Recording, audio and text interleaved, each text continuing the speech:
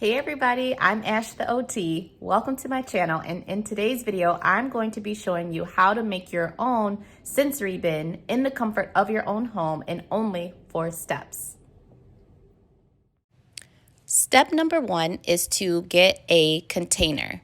You want to make sure that the container is empty. You can use a Tupperware bowl like this one.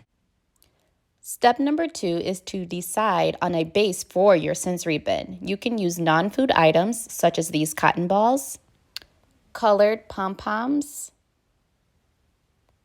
marbles, colored beads such as these, shaving cream, or you can also use items such as buttons, confetti, feathers, Easter grass, kinetic sand, pebbles, or water beads. You can also use food items such as rice. You can also use things such as oats. You can use the quick oats, the old-fashioned oats. You can also use dry pasta noodles or any type of dry pasta or wet pasta. You can also use beans. And if you want to dig into your cabinet, you can use some flour, popcorn, kernels, and even lentils. For the purposes of this video, I am going to use beans.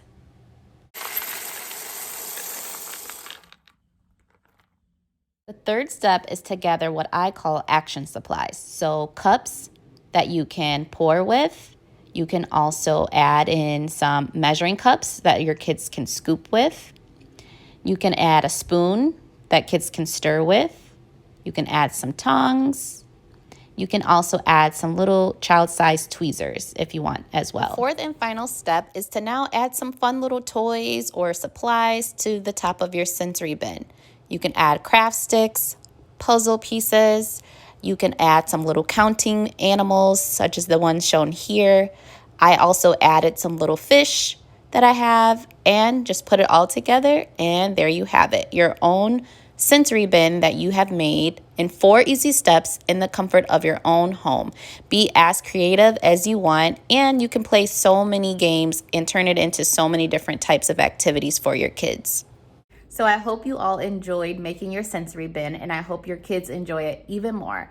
Before we wrap up though, I really wanted to just share with you some benefits of a sensory bin. So sensory bins can address so many different skills. They can help your child with attention. They can help your child with regulation and calming down. They can help your child with some of the sensory systems such as touch and that visual piece. They can help with problem solving, play skills, pretend play. They can also help with social skills and that cognition piece. So there are so many different activities that you can do with a sensory bin, as well as so many benefits that your child may receive from engaging with a sensory bin.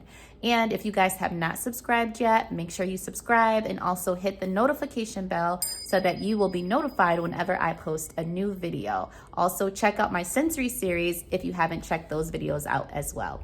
Well, guys, thank you so much for tuning in, and I hope to see you in the next video. Bye.